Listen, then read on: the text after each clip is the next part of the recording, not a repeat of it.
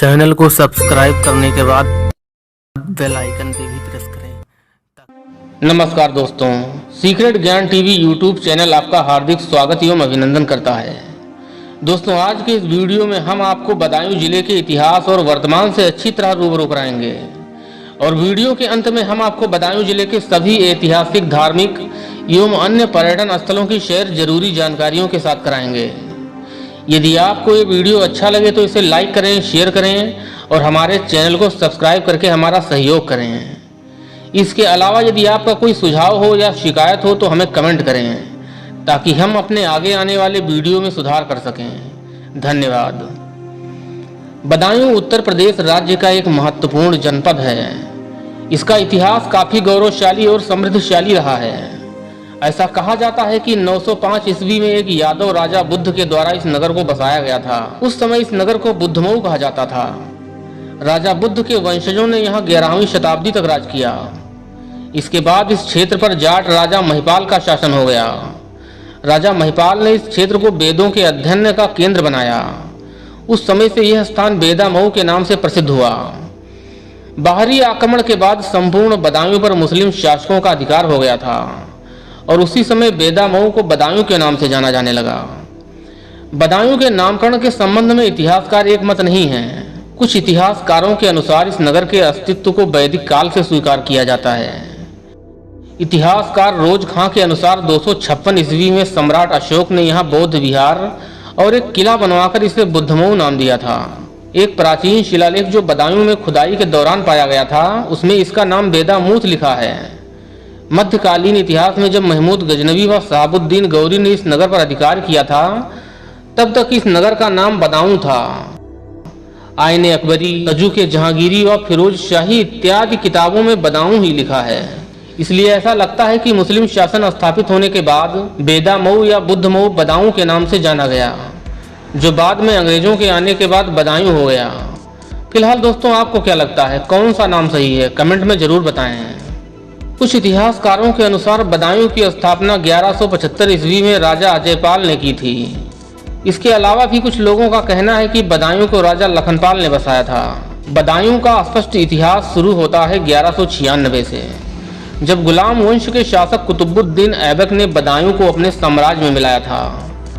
1210 से 1214 तक इल्तुतमिश ने बदायूं को दिल्ली की राजधानी बनाए रखा।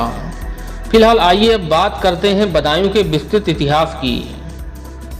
राजा विक्रमजीत को मौत के घाट उतारकर जब सालवाहन दिल्ली के सिंहासन पर बैठा तब उसने बदायूं नगर की शासन व्यवस्था अपने पुत्र चंद्रपाल को सौंप दिया।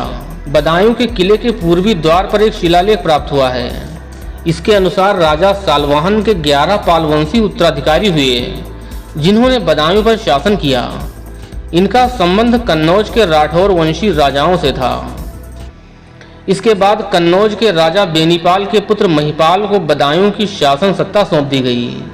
महिपाल ने कुछ समय बाद बदायूं की सत्ता अनंगपाल तोमर को सौंप दी और वह खुद इंद्रप्रस्थ का राजा बन गया। दिल्ली के तोमर शासकों ने बदायूं पर सैकड़ों वर्षों तक राज किया। सन 1027 में बदायूं के तत्कालीन तोमरवंशी शासक चंद्रपाल महमूद गजनवी के भांजे सैयद सालार द्वारा एक युद्ध में मारे गए। सन 1190 में कन्नौज के राजकुमार जयदेव को बदायूं का राजा बनाया गया। सन 1234 में बदायूं की शासन सत्ता महिपाल द्वितीय के हाथों में आ गई।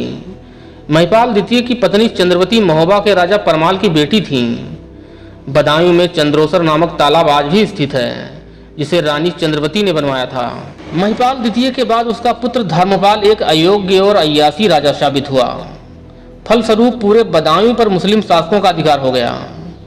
मुगल शासन काल के दौरान सम्राट अकबर के समय में बदायूं को मुगल साम्राज्य का एक प्रमुख केंद्र बना दिया गया और बदायूं को एक जागीर के रूप में कासिम खां को दे दिया गया।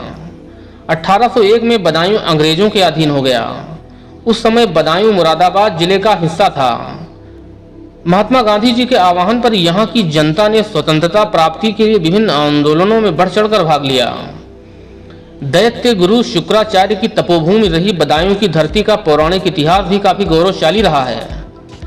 बदायूं की इसी धरती पर अनेकों कवि, लेखक व शायरों का जन्म हुआ है जिन्होंने बदायूं जिले को पूरी दुनिया में पहचान दिलाई है। रुहेलखंड क्षेत्र के अंतर्गत आने वाला उत्तर प्रदेश का बदायूं जिला 5168 वर्ग किलोमीटर के क्षेत्रफल में फैला हुआ है। 2011 की आधिकारिक जनगणना के अनुसार जिले की कुल जनसंख्या 36,81,896 सर्वे की गई थी, जिसमें ग्रामीण क्षेत्र की कुल आबादी 30,37,301 थी और शहरी क्षेत्र की आबादी 6,44,595 सर्वे की गई थी। आंकड़ों के अनुसार धार्मिक जनसंख्या की दृष्टि से जिले में हिंदू 77.89% तथा मुस्लिम 21.47% तथा अन्य धर्म को मानने वाले लोग 0.64% के करीब थे। जिले का मुख्यालय बदायूं शहर में ही स्थापित है, जबकि बदायूं जिला बरेली मंडल के अंतर्गत आता है। जिले में प्रति 1000 पुरुषों की तुलना में महिलाओं की संख्या 862 के करीब है, अर्थात जिले का लिंगानुपात 862 है। जिले की अर्थव्यवस्था कृषि पर ही आधारित है। यहाँ धान, गेहूं, बाजरा, काबुली चना के अलावा सब्जियों की खेती भी की जाती है। नकदी फसल के रूप में यहाँ के किसानों की पहली पसंद पिपरमिंट की खेती है। बदायूं पिपरमिंट की खेती के लिए मशहूर है। देश का लगभग 40% तक पिपरमिंट का तेल का उत्पादन यहीं से किया जाता है, इसलिए इसे भारत का मेंथा शहर भी कहा जाता है। बदायूं जिले में कुल 5 तहसीलें हैं: बदायूं, बिसौली, बिलकी, दातागंज और सहसवान, जो 15 ब्लॉकों के अंतर्गत विभाजित किए गए हैं। जिले में विधानसभा निर्वाचन की कुल 6 सीटें हैं: सहसवान, शेखुपुर, बिसौली, बदायूं, बिलसी और दातागंज, तथा एक लोकसभा सीट बदायूं है। जबकि जिले की शेखुपुर और दातागंज विधानसभा निर्वाचन क्षेत्र बरेली जिले के आंवला लोकसभा सीट के अंतर्गत शामिल हैं। उत्तर प्रदेश के सबसे बड़े जिलों में बदायूं का 45वां स्थान है।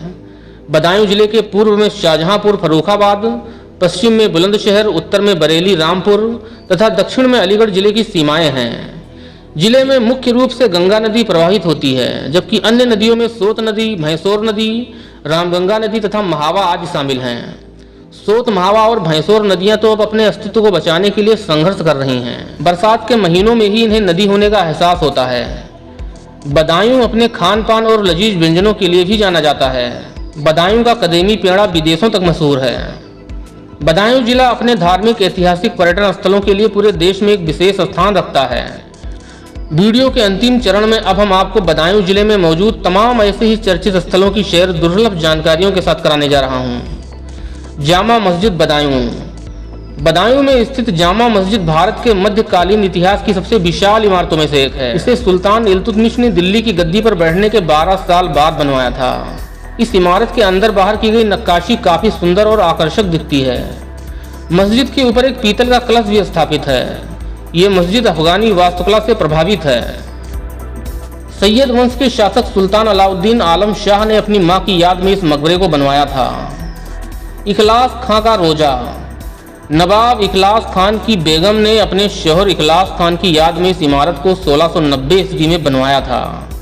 इस मकबरे को बदायूं का ताजमहल भी कहा जाता है। बदायूं में स्थित ये भव्य इमारत भी एक प्रेम की निशानी ही है, इसलिए यहाँ भी लोग टहलने और इस इमारत को देखने आते हैं। छोटे सरकार की दरगाह। ये ऐतिहासिक दरगाह बदायूं के सबसे महत्वपूर्ण पर्यटन स्थलों में से एक है। छोटे बड़े सरकार की मजार 2 भाइयों की है।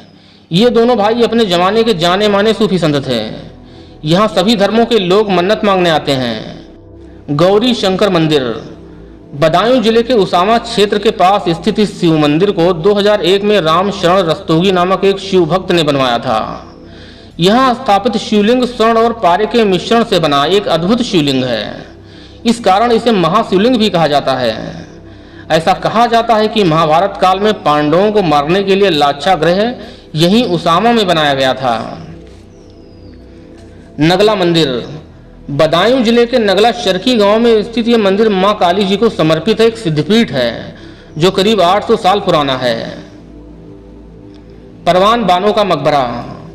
बदायूं जिले के शेखुपुर ब्लॉक में स्थित है परवान बानो का ऐतिहासिक मकबरा। परवान बानो मुमताज की सगी बहन थी। घंटा घर। यह इमारत बदायूं के मध्य बाजार में स्थित है। यह भी एक ऐतिहासिक इमारत है। तो दोस्तों, यदि आप बदायूं घूमने आते हैं तो यहाँ बहुत कुछ है। आप दिन भर घूमकर ऐतिहासिक धार्मिक स्थानों का दीदार कर सकते हैं। दोस्तों, आज का वीडियो बस यहीं तक। वीडियो कैसा लगा कमेंट करके हमें जरूर बताएं। वीडियो को लाइक करें, शेयर करें और हमारे चैनल को सब्सक्राइब जरूर करें। धन्यवाद।